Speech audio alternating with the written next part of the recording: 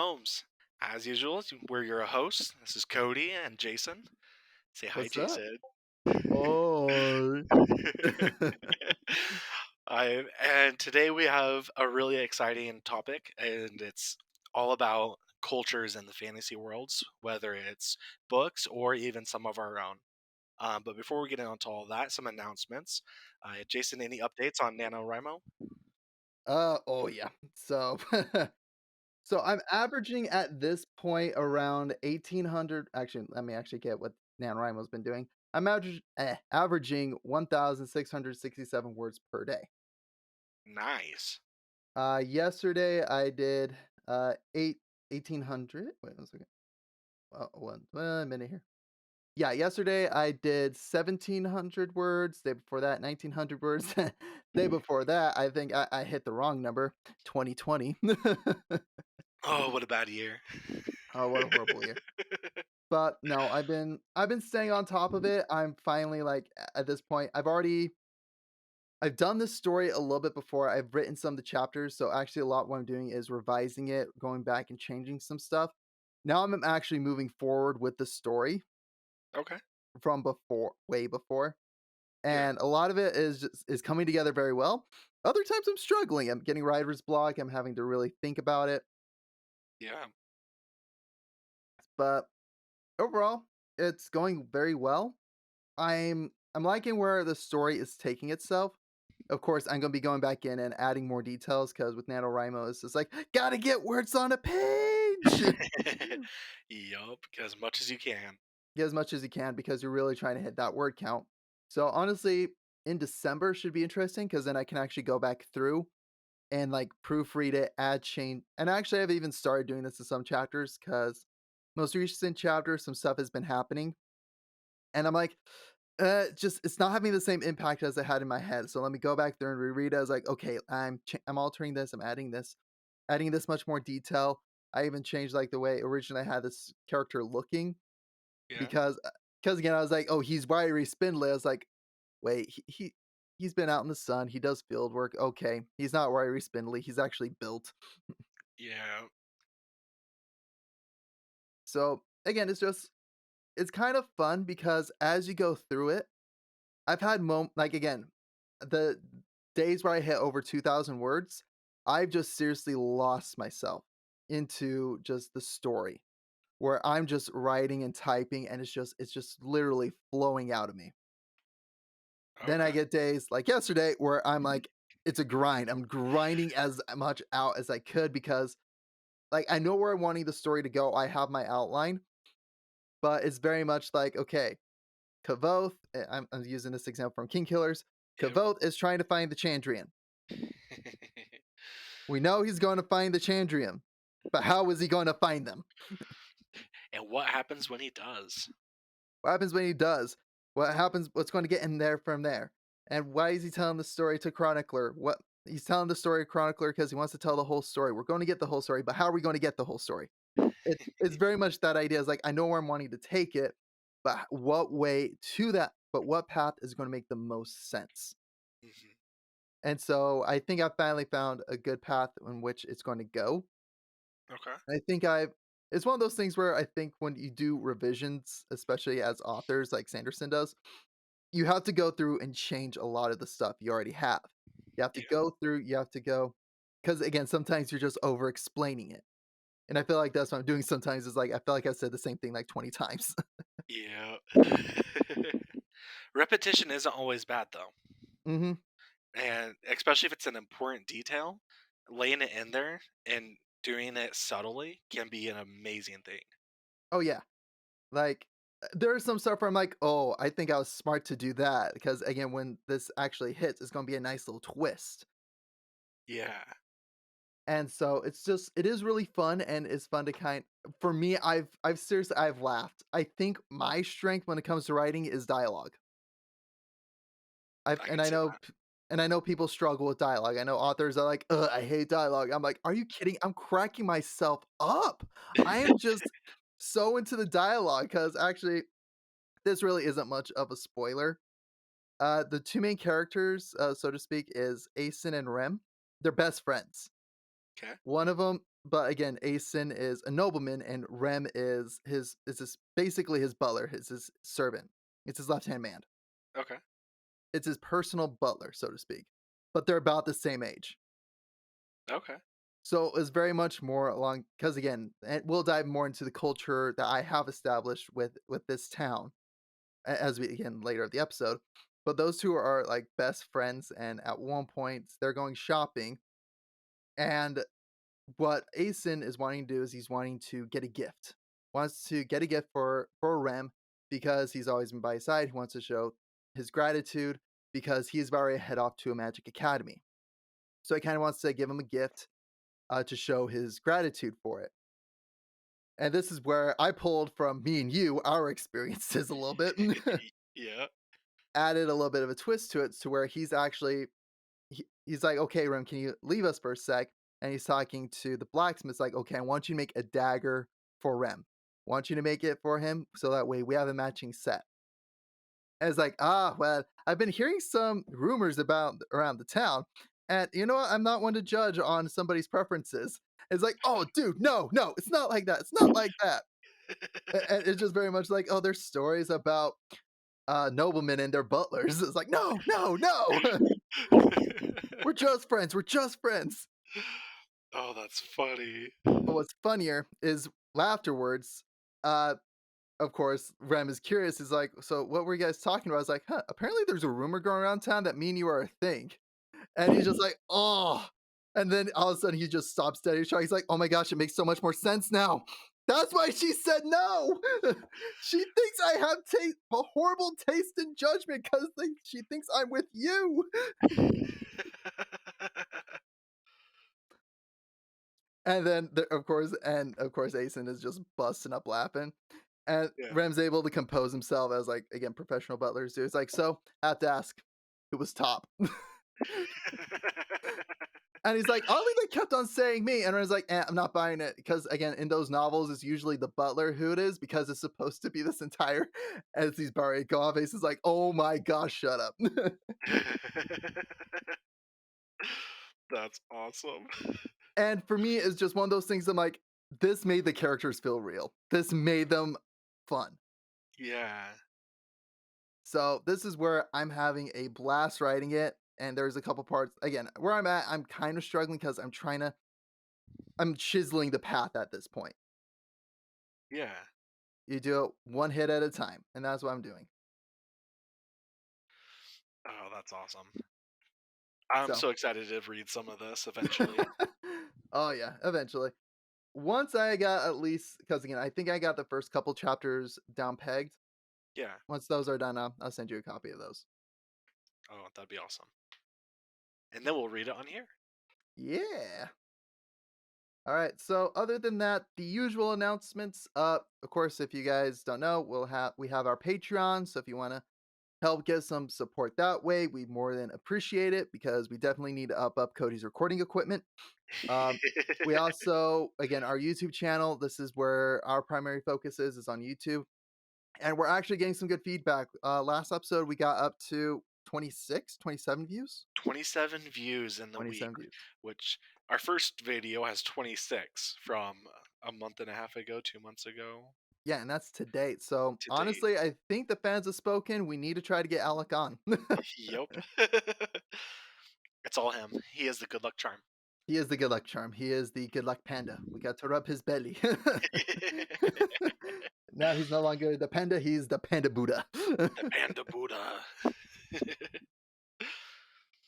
The uh, punda. the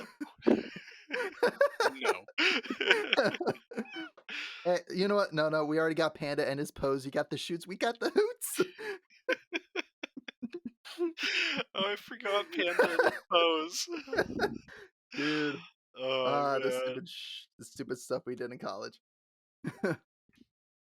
But anyway, so and again, we also do have social media. We have our Twitter and we have our Discord. You guys are more welcome to join the Discord, join in on the conversation, talk about favorite parts of the episodes, some interesting ideas and interesting theories, or just you want our general opinion on magic systems. Feel free to reach out or guys hit the subscribe button, hit the like below. Just we always love and appreciate any support that is given. It's we love recording these. We have a blast if you guys can't tell, and we're just really enjoying this. We are, and it's just awesome to be able to share our thoughts and that people are actually wanting to hear some of them. Yeah, but I other than that, news and sci-fi/fantasy this week. It's not this week, Yeah, but next week on Monday is the release of Sanderson's seventh book in the Mistborn series called The Lost Metal. It comes out on Monday, so I will be probably putting a pause on King Killer Chronicles to listen to that. understandable. Which actually I have, I want to say, 7 hours remaining in King Killer Chronicles. Nice. Of the Eh, first book of Yeah, Name of of the Name of Wind. the Wind. Where I'm at is Kavoth is actually leaving town for a little bit to chase down the Chandrian because he believes Ooh, they attacked a city up north. yes, yes, at the wedding. Yep, Oh man, this is such that a great part. that's where I'm currently at. So, as he is preparing to leave, he is talking to his loan shark. Yes, I love her. She's Yeah, Devi. I love Debbie. As a loan shark goes, she's the best.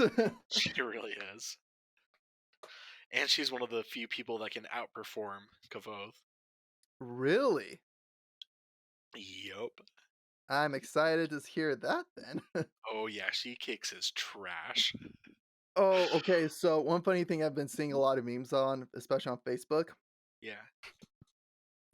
in regards to the seventh metal, is that okay? Men, are you holding to the Alethi traditions? And it shows Lost Metal's two version, the novel version and the audiobook version. Are Yes. you a traditional Alethi man? The answer is yes. And I'm like, dang it, I am a traditional Alethi man. It's just so much more convenient. It's so much more convenient and you can still get into the story and you still get a lot out of it. Don't get me wrong, I might actually get the book, but Yeah. Physical books are just amazing. I'm going which for a full library. I want 1,000 books, so I have my own oh, actual library. dude, that's one of like the biggest plus sides with working at Barnes and Noble is oh my god. One, I actually got to touch the Lost Metal, so but again, didn't read it, nothing Yeah, spoiled. I just actually got to hold it in my hands. that's so fun. But it's just really cool to see all these books and for me I'm like, "Oh, I want this book. I want that book. I want this book. I want that book. I want this book. I want that book." Yup. And it's not all fantasy. Some of it is like a kind of paganism. One of them is just like dreams and their meaning. Oh, okay. Like it's a book on like 1,200 different interpretations for your dreams. Yeah. Megan loves that kind of stuff. So I was like, "Oh, I could get that for her." Oh, that'd be fun. Plus, I get a nice discount. Woohoo, 40% off. Yeah. Like, oh my gosh, I'm loving it. Like, this is where I'm like, I might be spending too many paychecks on this. Understandable. But other than that, do you have any news you want to report on? I'm I did see that there was something going on or some more information that came out about the Mines of Moria, the Return to Moria. Oh, okay. It wasn't too much more, and I think it was stuff I already knew, but people were saying that it was new. That all seven races of dwarves are going to be present and Okay. accounted for. And that stealth was a major mechanic in it. Ooh. Oh, And I thought I heard that too. Yeah. yeah, and then also like so both light and sound are very big things that attract enemies.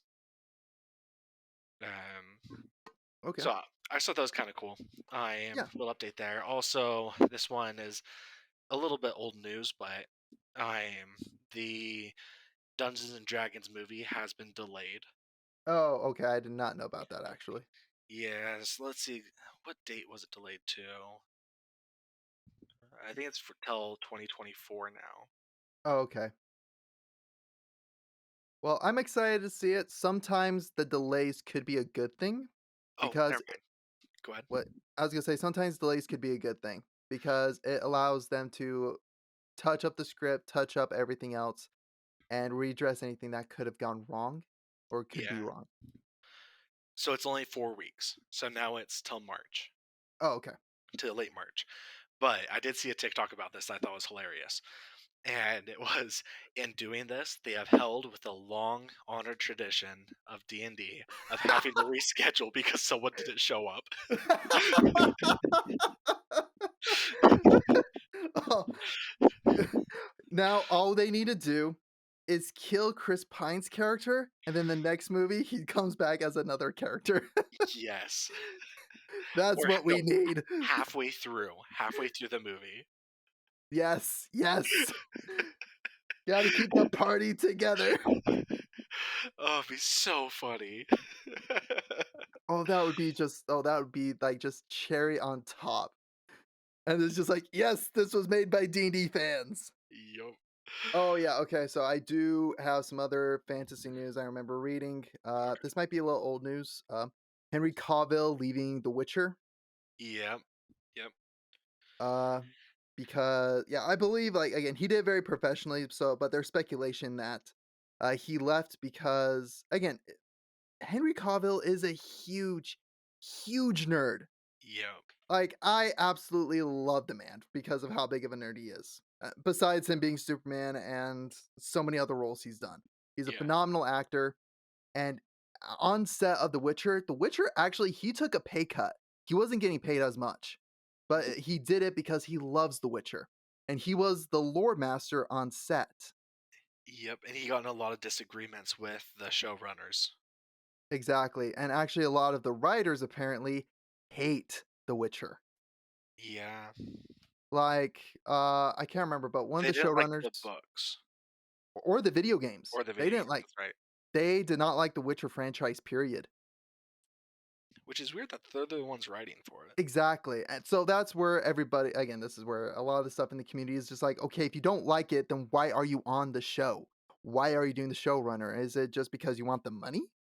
And I feel like that's what's been going on with a lot of the fantasy shows recently is that it's trending, it's getting a lot of attention, it's getting a lot of money, so people are like, "Let's go in and do it so that way we can get the money." But what's actually I think doing in the long run is it's actually going to ruin more careers than anything. I think so too. Because I think we saw that with Rings of Power, which again, this is a rumor. They're actually planning on doing a whole reboot of the Rings of Power already. I heard that. Again, it's a rumor. Yeah, Again, there's I doubt they're actually gonna do that. honestly probably what they might do is they'll try to do something to kind of salvage it. Maybe take Galadriel out of being like the main lead and making it more lore accurate. If anything, that's going to be the safer route to do because they're actually in the middle of filming season 2. So that's why I was like, that's probably more likely than a complete reboot. So, I agree. Yeah. I think there'd just be too much this it'd just be a complete waste to throw everything they've already built away rather oh, than trying to it's salvage. oh no, it's already bankrupt. Oh, it is? Like because of how bad it actually performed, the show itself is considered bankrupt. Oh, no. Oh, Because not because oh, again, you no, gotta think about it, obviously. they had over $1 billion budget, so they needed to have that kind of $1 billion revenue, Yeah. which with it tanking, it's all the ads, everything they had for it, because again, honestly, you gotta think also with Amazon Prime, nobody's paying extra for Rings of Power. Yeah, that's true.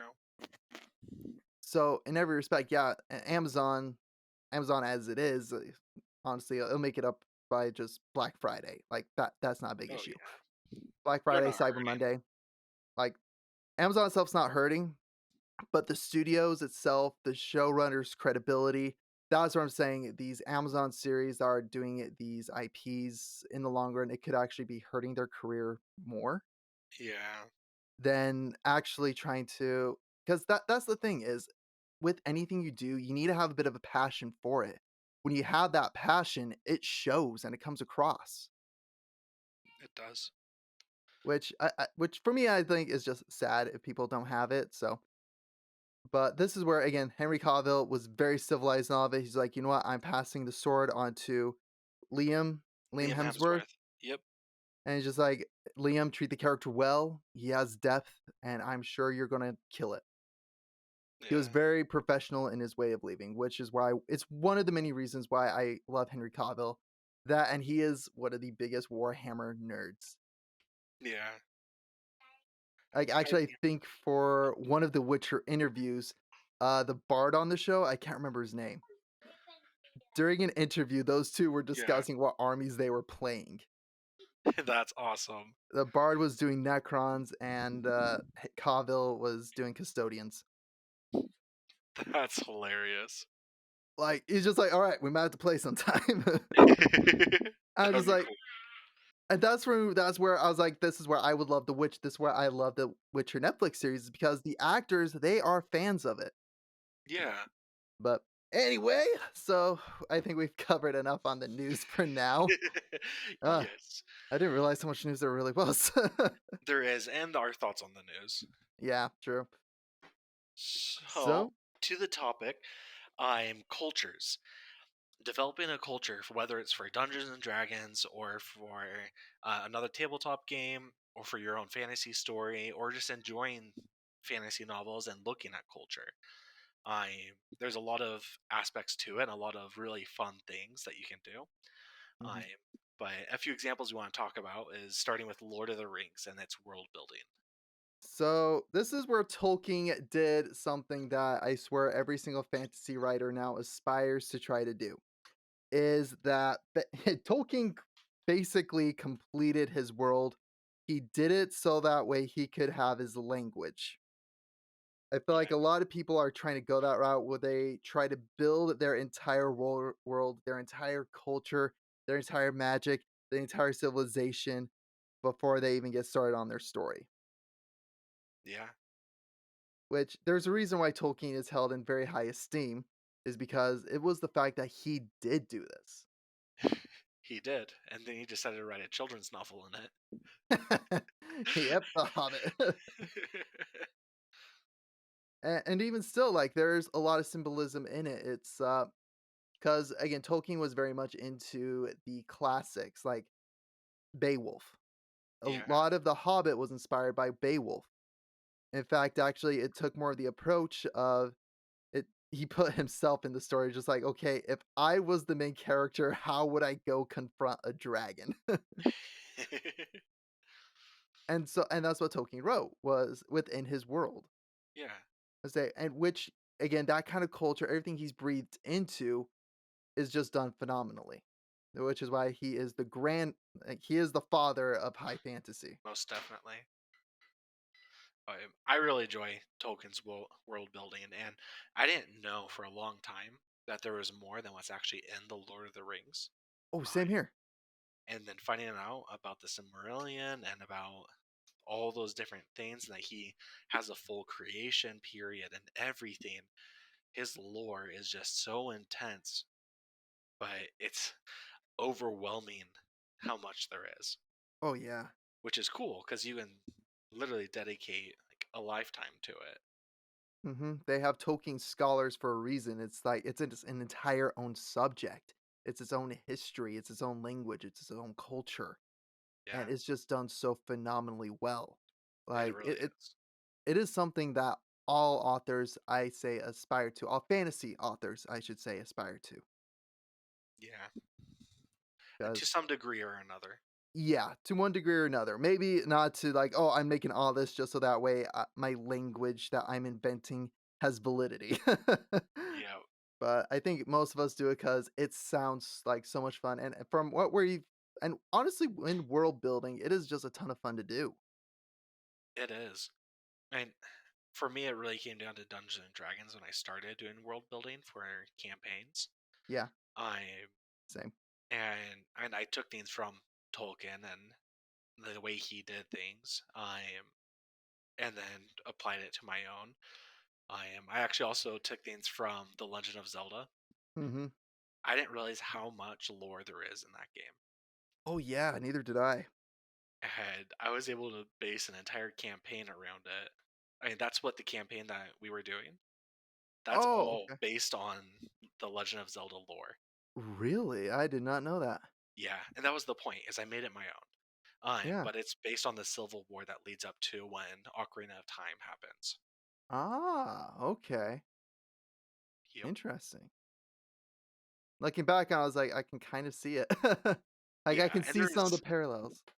there were some not so subtle hints with it, but there's also some very subtle things with it. Like as a little joke thing, right as soon as you come out of the castle town, basically, Yeah. I'm because I had everyone go over to at the military base in the middle of the field, which is Lon Long Ranch. Uh, but I had two skeletons sitting outside waiting. Oh, yeah, yeah, and in the game, yeah, there's 2 skeletons sitting out there. Yeah, at nighttime. It was just Yeah, that was, and so I did that as a little nod to it. that little Easter egg. So, But so now, again, we talk about Tolkien grandfather, Legend of Zelda, tons of lore. W- What is another good fantasy series that has that kind of lore, that has that culture really delved into it? I mean, there's a few. For me, it's King Killer Chronicles. Hmm. That's the one I go back to all the time. But I also know the Wheel of Time has a lot. Yeah, I was going to talk about the Wheel of Time, but I'll let you go ahead and lead with the Killer Chronicles. So King Killer Chronicles, the reason why I love the lore, and the world building, is because he does a lot of it through music and through Hmm. songs, and it's a book, so you don't actually like hear the songs unless you're listening to audio, which makes it a lot of fun. But just doing those children's rhymes, all these like little tidbits from history, and it all kind of pulls things together and just random stories you hear and things that don't seem like they correlate at all suddenly builds this world in this Hmm. past. And so you don't know anything going into it, but everything, every detail said builds the world in his story. Whether it's the Adem mercenaries, which you haven't met yet, I am that comes Hmm. in the book too. But Okay. I am like there's an entire culture around these mercenaries and how they formed and all these legends and such that tie back to the truth of everything, like the singular actual what happened truth. Then there's the Edema Rue, the basically gypsies. Hmm. There's so many things that just cultures and all these things just build this world and everything feels unique. I am in the second book, one of my favorite things is, and this isn't too much of a spoiler. I am. I mean, it's just something that happens. It's not like essential to like some crazy thing that happens in the story. I am. But he's in this a country. He's in a different country, and the way that the court works, it all involves different rings. So you have three rings: Hmm. a gold, a silver, and a copper or bronze. I think it was bronze. Okay. And you have those three rings. And whenever you want to meet with someone, you send one of those rings to the person. Oh. If they're above you in station, you send them a gold ring. If they're below you in station, you send them like a copper ring or bronze ring. And then if they're about the same level, you send a silver ring. And all that plays into the politics. And a unique thing with it is the servant to he's the oh, what is he called? I'm basically Baron.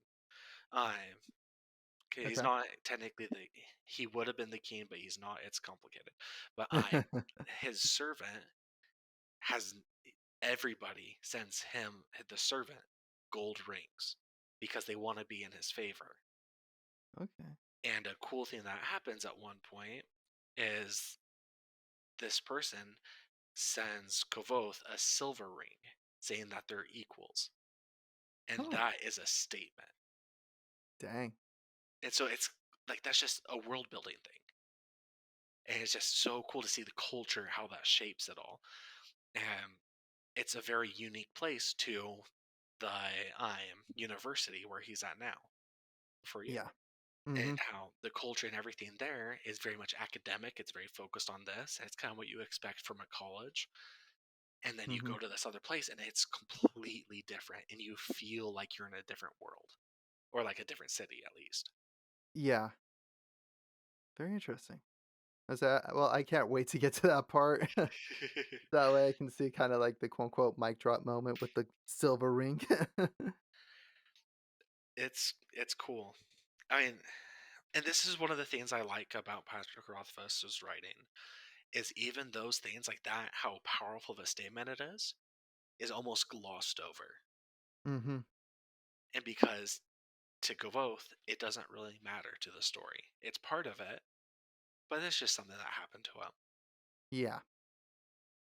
So, Uh, sorry, keep going. oh, no, no, no, no, no. This is where again, this is what I find is very interesting, is that every author has their own writing style, the way they approach it.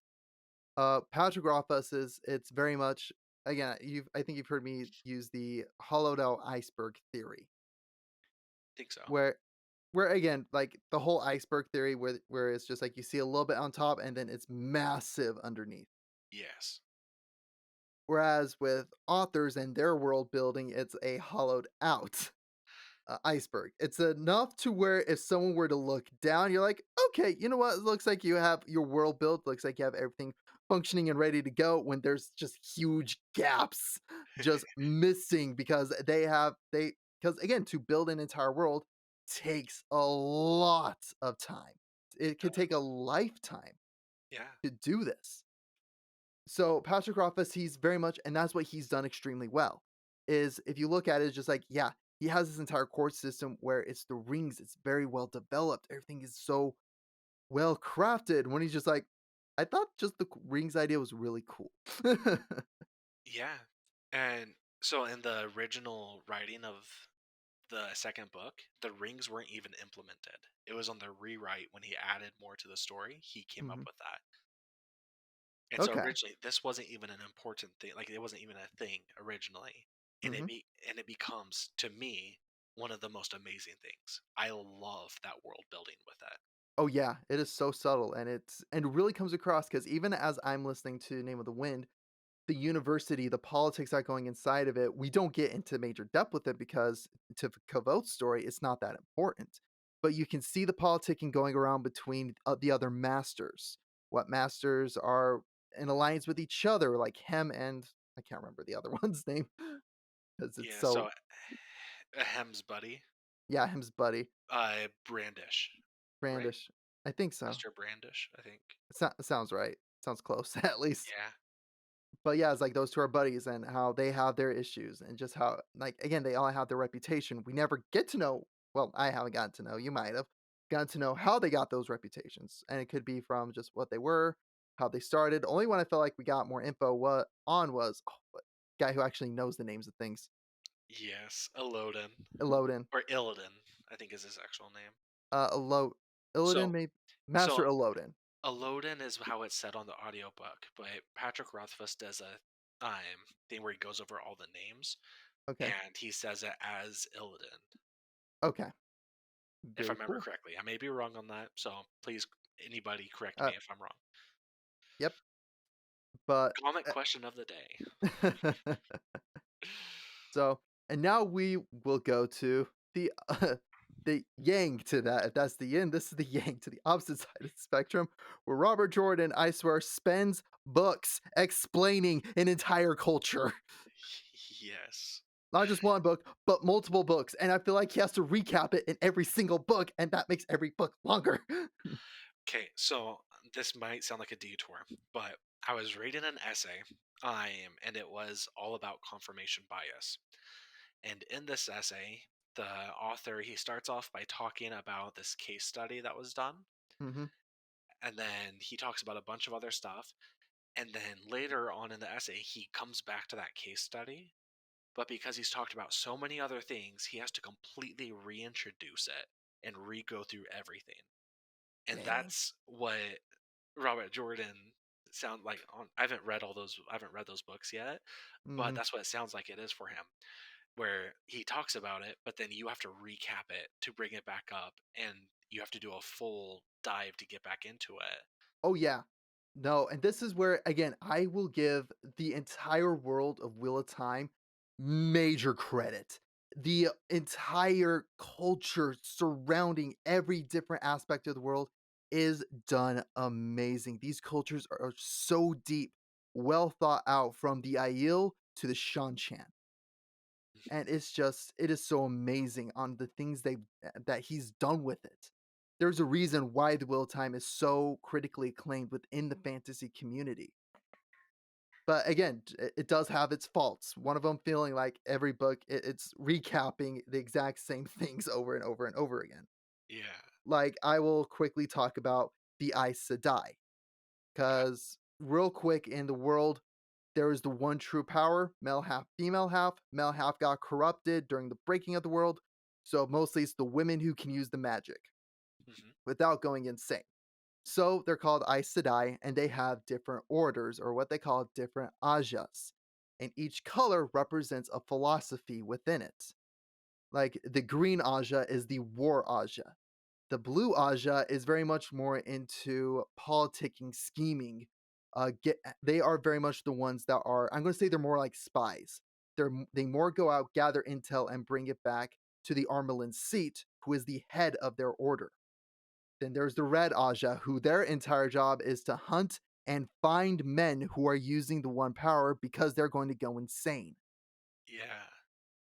And the Brown Aja are the lore masters. Just and then there's the entire politics within each Aja and within the Aes Sedai, within the White Tower, where there's just so much going on. Where again, there's a reason why like 2, 3 books could just be dedicated to the Aes Sedai on what's going on in their world, which I think they did. Probably. Then you have the Aiel, who are these great, amazing warriors that come from the north, who lived quite literally in the desert, who are completely insane warriors, and they have an entire code of honor and ethics. And then you have the Shanchan, who, again, the other ones, they're, again, with all these cultures, there's positives and negatives. Sean Chan, you mostly see the negative, but it is so well detailed out. You're like, I get it. Yeah. Because the inspiration from the Sean Chan is Asia. Oh, okay. A lot of it comes from Asia. We're talking like to the armor style is very reminiscent of the samurai, to the political hierarchy is that of China, where there's the blood. Because basically, way back, so throughout the Wheel of Time, there is there's always a prophecy that the dragon is going to come back and start the last battle. He's going to do for basically cause the last battle, which will either break or save the world. Hmm. And so one of the guys who they believed was going to be the dragon reborn, his name is Arthur Hawkwing, and Okay. he's the one that actually goes and he found the Shan Chan. He founded them. He basically created this culture, created this group. And many, many, many years after Hawkwing's battle with the White Tower, everything, after he's been defeated and he's been dead for years, the Shan-Chan were lying in wait, lying in just waiting. Then they come back and they quite literally can decimate the continent because Wow. of how powerful they are because of their slaves. Because what they've done is they really strongly believed that anybody that held the one true power was less than a citizen. Oh. So they would test, and train women. And if they responded to the one power, they were made Dumani. And then there's their Suldam. They're basically their slave handler. They quite literally wear collars, and their Suldam has a bracelet. And basically, they treat the Dumani like pets. Like, I am not kidding when it is like a pet. Wow. That is the way they treat them. But the Soldom have full control over someone who can quite literally cause chaos. Like, can rain down comets, rain down fire, cause tsunamis. And being a yes, well, yeah. Soldom means, yeah, leash holder in the old tongue, a Dumani, again, someone who is actually holding it. The Adom is what the bracelet is called. Okay. So, and then within the hierarchy itself, with the King Killer Chronicles, you were talking about rings. With them, it is painted nails. It's lacquered fingernails, which is what China actually used to do to determine their hierarchy. Is how many fingernails are painted, the higher up you are within the society. Okay. And it is an empire. It is very much, again, it's like the Chinese empire when it Yeah. comes to the way it's politically structured.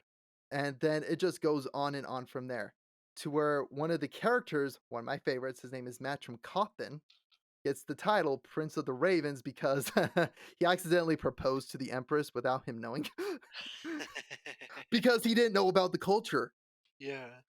Because basically what happens is if a the way a proposal happens is if you say, "This is my wife," 3 times.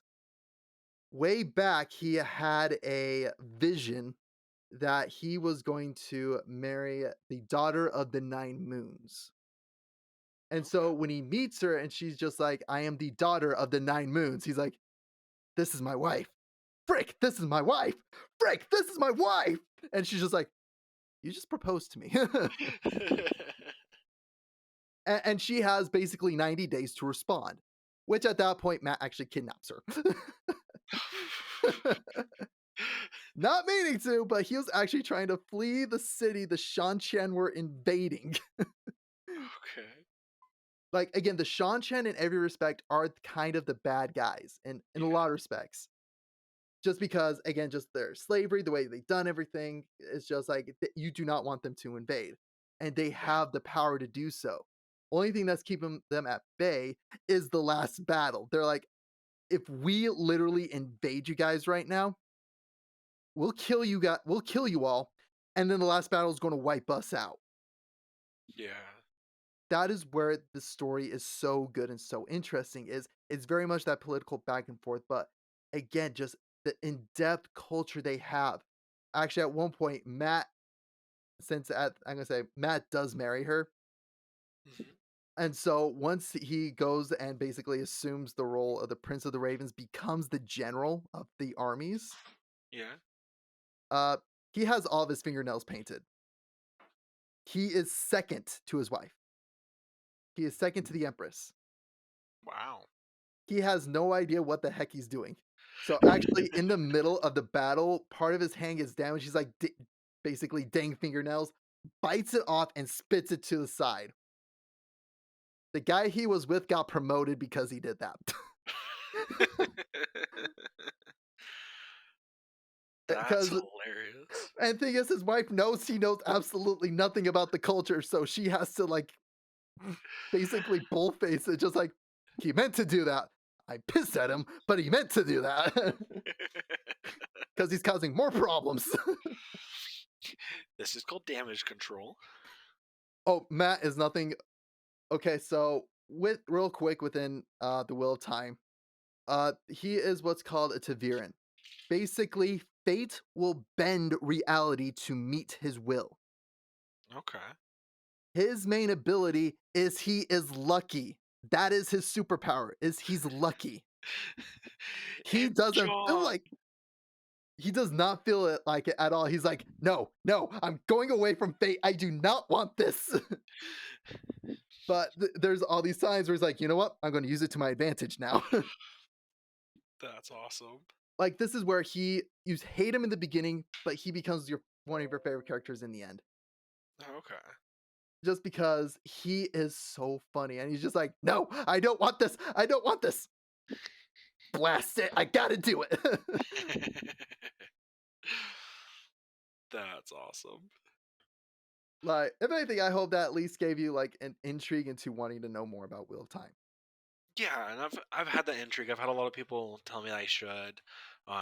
It's just trying to get all those other stories done first, and Yeah. It's a list. It is a long it list. is. So, But eventually I'll get there. yep, same here. I'm slowly chipping away at the list you gave me. There's so many. There's so many. Uh, but yeah, well, I Now kind of want to to talk about mine. Alright, I was gonna say, now we get to our world building, and I was gonna start off. So, Cody, Oh, where do you start with world building?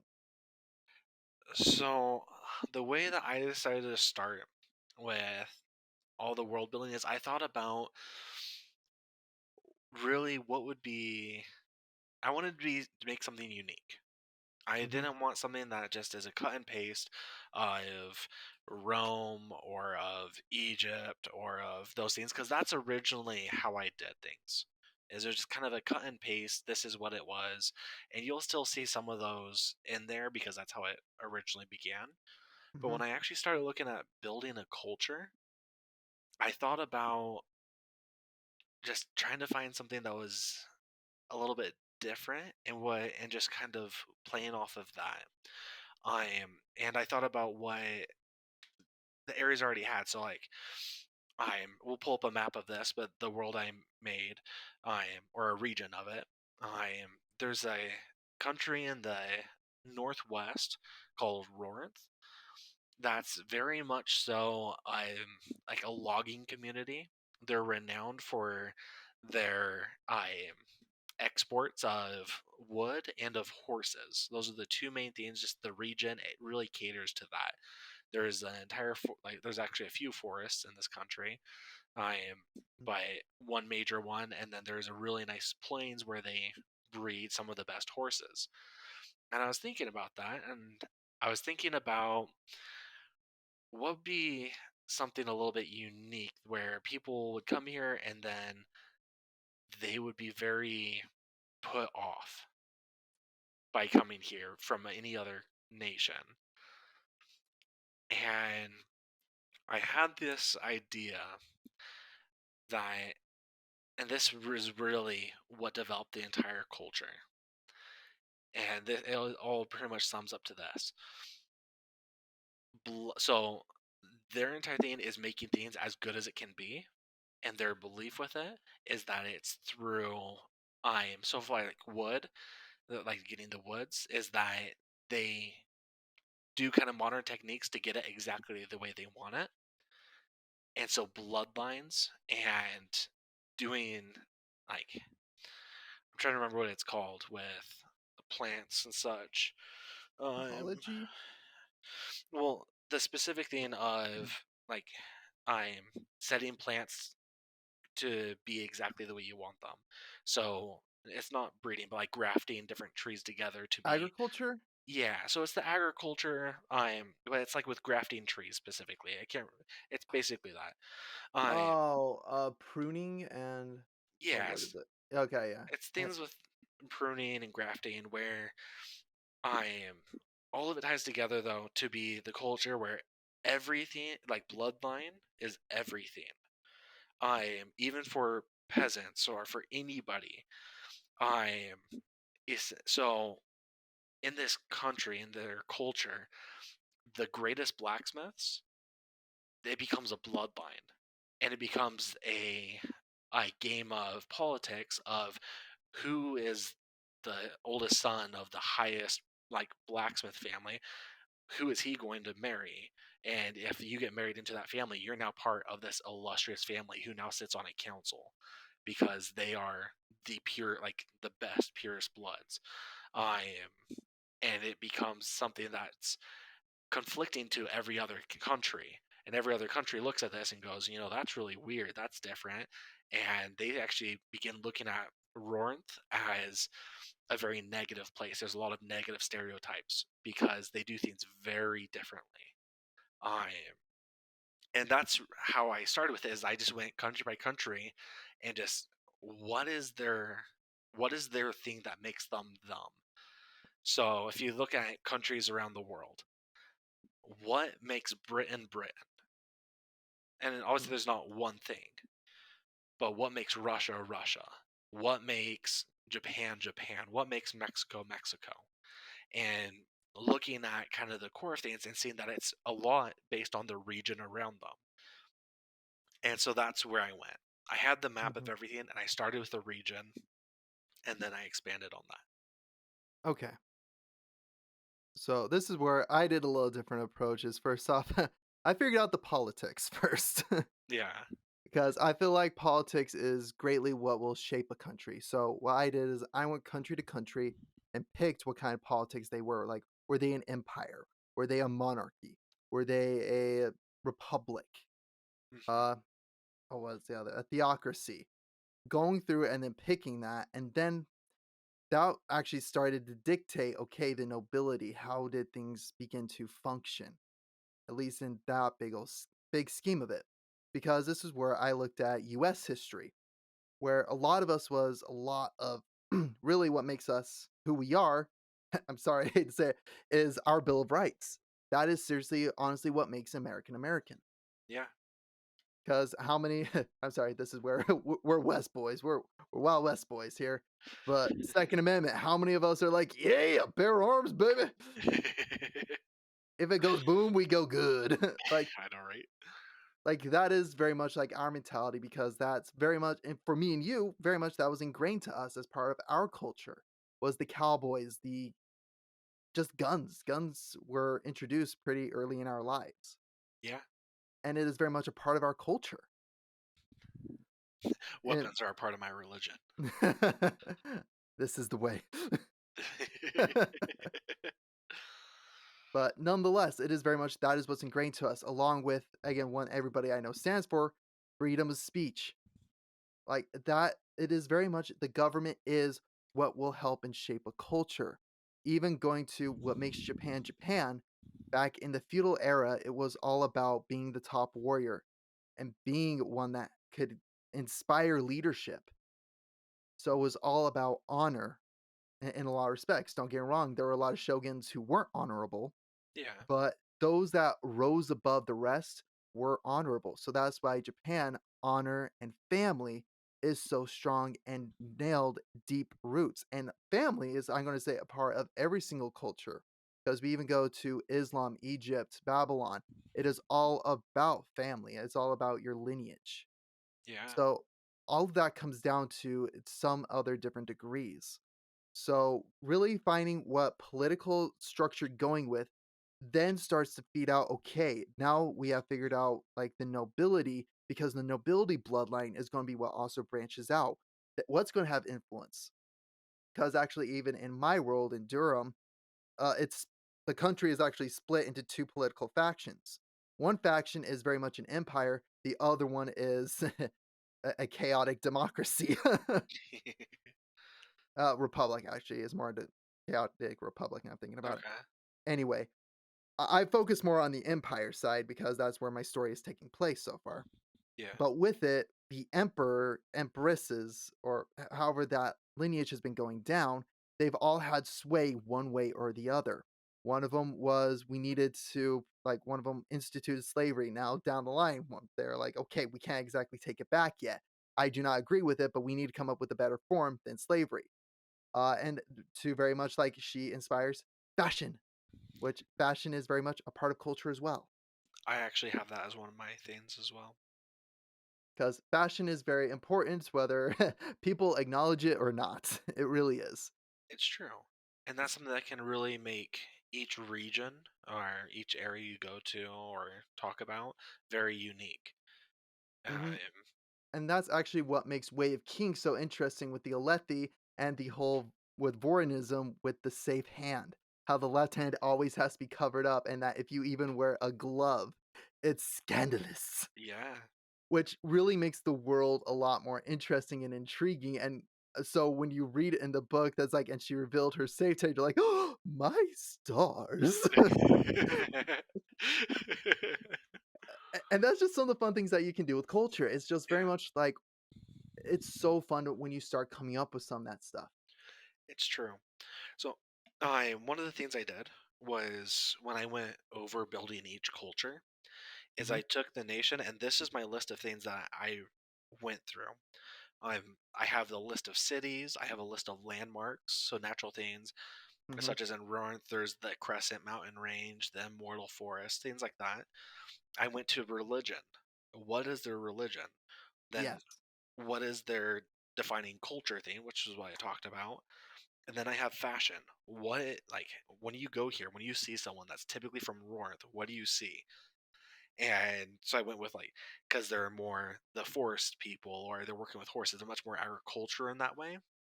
But their leaders, like the best of the best, are actually basically rangers from D&D. Okay. Um, and so when you see someone from Rornt, you're going to see them wearing more natural colors and materials. You're going to see leathers and you'll see cottons and things, but much more of natural muted colors. You'll see bearded men. You're going to see women with braids in their hairs. You're going to see things in that way. That's the style of everything. Mhm. And so those were kind of the major things. And then I put superstition is one of the major things for each nation as well. What are their superstitions? What are things like the random um, things that they believe?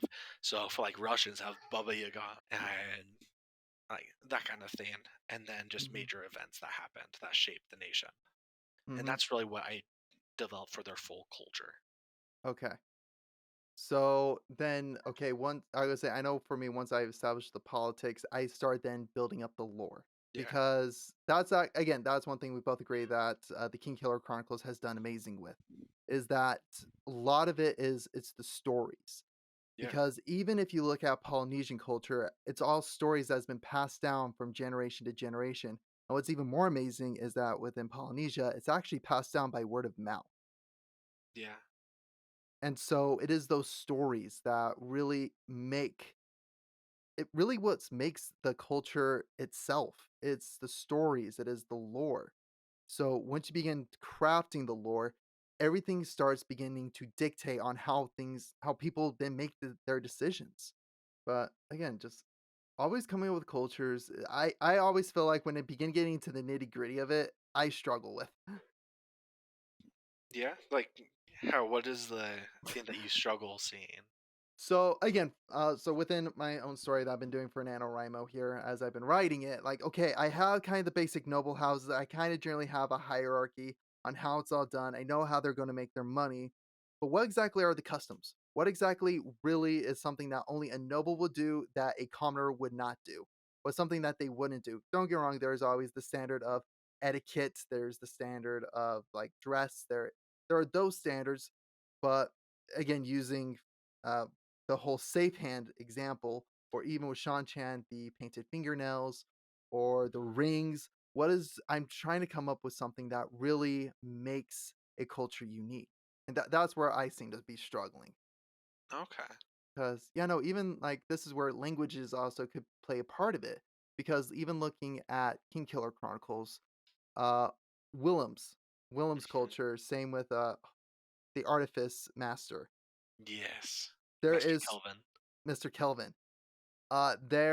Their entire language is completely different to where they have different, idioms, Yeah, or colloquial I can never pronounce that. colloquialisms. That's the word. I cannot pronounce that word to save myself. You're good. But yeah, you're right. And that is a big thing, and that's something that is very unique to each country. I am, And and even just to timeline. yeah. So here's one that's kind of cool, just seeing how this applies to real life. I am in the so in English, the United States, we have the saying of "I am break a leg," Yeah.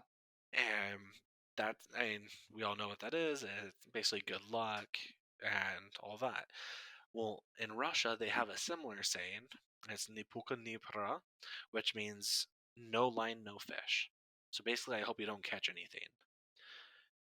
But a fun thing is in Russian, they actually have a response to it, which is "kachortu," which means go to hell.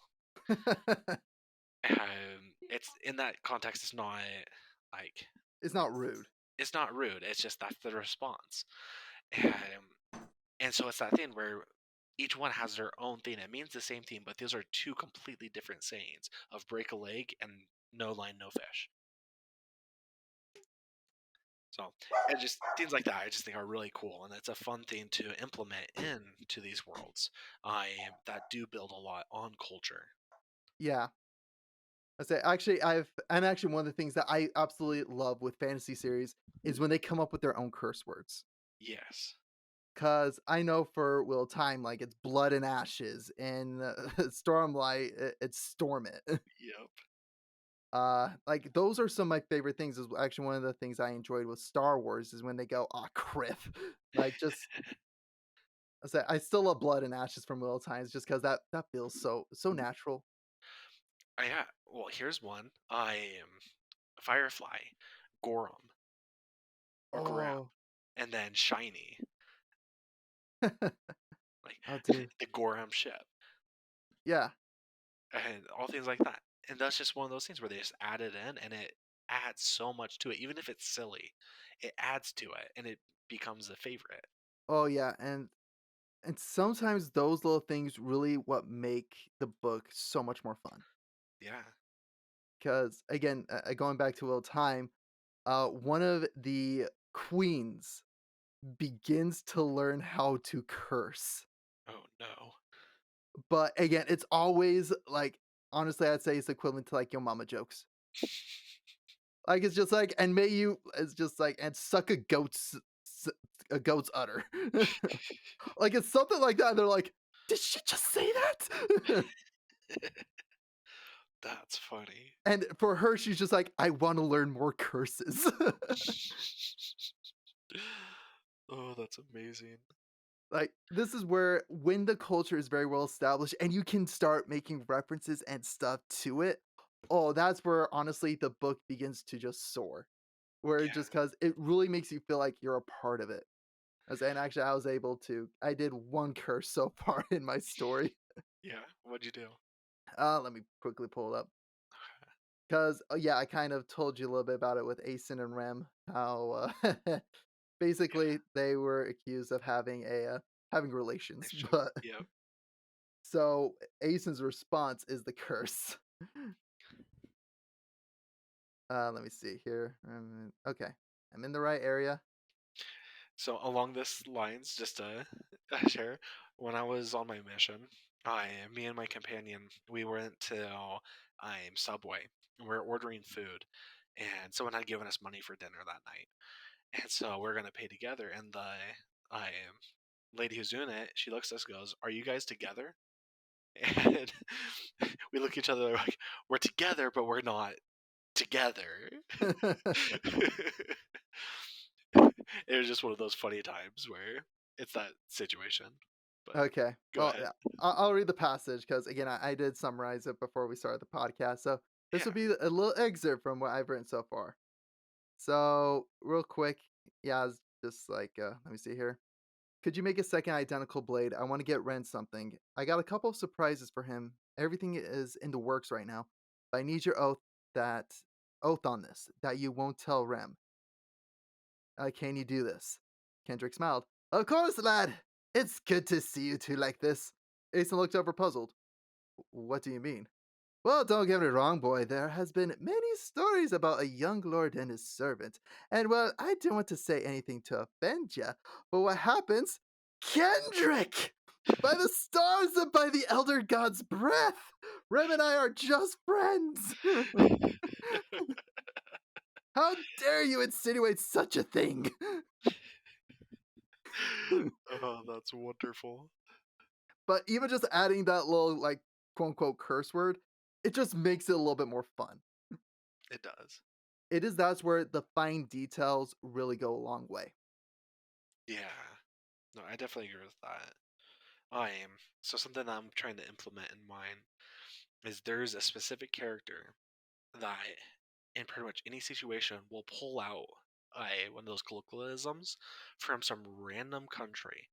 So like they'll be I'm over in like the capital of Surst, which is a very much like industrial place, and he'll pull out some random idiom from Illustria down in the far south of like this coastal place, and just say some random thing. And so it's like hearing a southern saying, or so it's like, man, he's more nervous than a long-tailed tomcat in a room full of rocking chairs, and just pulls these random ones out. And that's an actual one I've heard, and I thought it was hilarious. But like he every situation he just says this, And people are like, "What does that even mean?" And he goes, "It's obvious," and that's just what he always does. Um, it's just one of those things to pull up from, but what we were talking about with those idioms and from all these countries and how they're all so unique and have these things. Actually, I think one funny I think I said this before, but I think one funny thing is you could have a culture that like they had like a legend that there'll be someone that will be giving out random wisdom, and they see this man saying these random quick little lists. It's like, oh, by the Omnissiah, he has come. Like the legend has been fulfilled. And he's like, dude, this is just a nervous tick I got, man. Yep. Oh, that's funny. That And would be they're like, "Oh, hilarious. he's spoken again. We worship him at his feet." I think that because again, that's where a lot of times cultures that are so drastically different create the best comedy. They do. They really just misinterpreting each other is hilarious. Like it's not even just like in misinterpreting each other. It's like they believe one thing and you're like, dude, this is just normal. They're like, oh, that is awesome. Yeah. Like, it's so much fun. Like, I'm trying to think if there was an instance when I was in Japan where something like that happened. I'm sure there is, I just having a tough time pinning one down. Yeah. Just So, oh, go ahead. I was gonna say it's so much fun. It is. So, here's a world building thing, just interaction between two of the countries. I am. So, Rorinth and Surst have had a friendly competition throughout their entire pretty much history of being at war, but they're not actually at war. And it's it's one of their two major events that happen every year. It's called the War of Immortality. In the Immortal Forest, there's a center point, this massive tree, and there's the elites from Rorth and the elites from Surst on the winter solstice start at the edge of the forest on either side, and they rush to get to the middle, and whoever is able to plant the flag first claims that territory for that year. Oh yeah, it's like there was a country that's just like on the border. It's a drink. It like whoever like they take It's over an like by island. So yeah, there's the island where they go and they were each year they replace the flag and they'll leave a case of their like country's alcohol for them. yeah. It was roughly based on that, but it's just like it was just a fun little thing that they do together, but it's so they can train and basically it's war games for them. Oh yeah, no, actually I have something similar in another one of my countries in my world. Yeah. Where it's actually what it is, it's basically there are 2 very powerful cities in the country that go to war with each other, like, mockly. So that way it's very much like, again, the way we treat sports teams here. It's Okay. like that, but with war games. Yeah. And so it's actually turns into a fantastic again, turns into the Super Bowl. Nice. Where the Magic Academy is like, "We have arcane tech we wanna test. So we're gonna use these war games to test them, and then if it works, we're gonna sell it and advertise it." And this is where the company actually not the company, if the country really wanted to, within a few years, they could start taking over the world because of their military prowess, because of these war games, these practices, and then the arcane tech that's funding them. Yeah.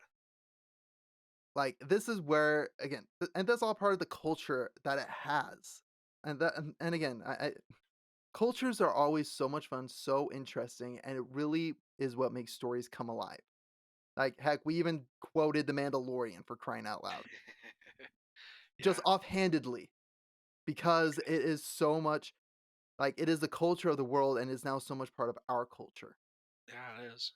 And media is a big part of that. And that's one of the things that would be a good way to build culture is doing different implementing different plays or songs or those type of things, which is one that Patrick Rothfuss does really well with the Maru. Mhm. And knowing which ones to go to which country and things like that. But that would be a good thing to implement as well in the stories is having those little moments. I I don't know if you remember, but to me this was a really fun session that we did for a D&D where Yeah. your group was kind of ahead of schedule and on Yeah. everything, and so you guys ended up at a tavern, and I actually played the Song 7 Drunken Nights. Yep. I remember It, that. it just let it play, and we just had fun, and it was just taking that moment of sitting back and relaxing and enjoying something like that.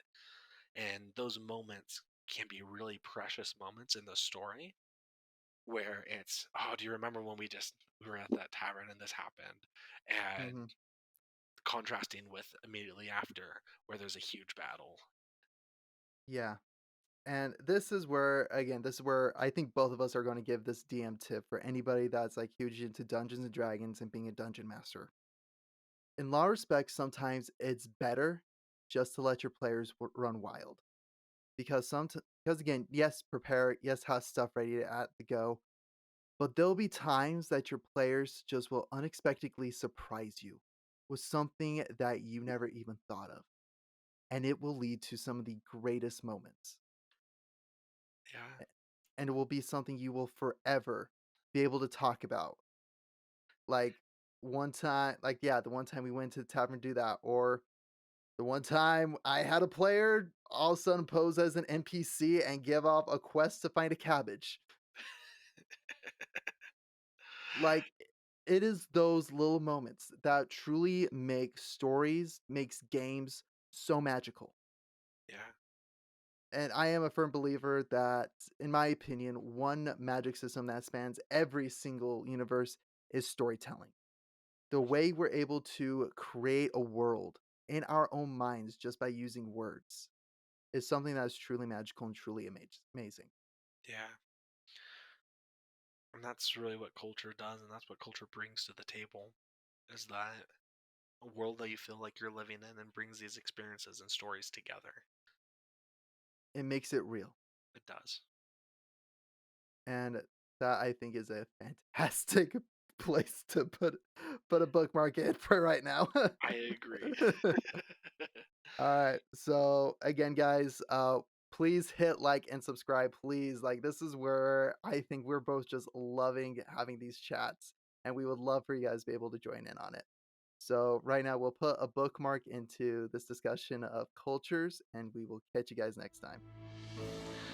See you guys next time.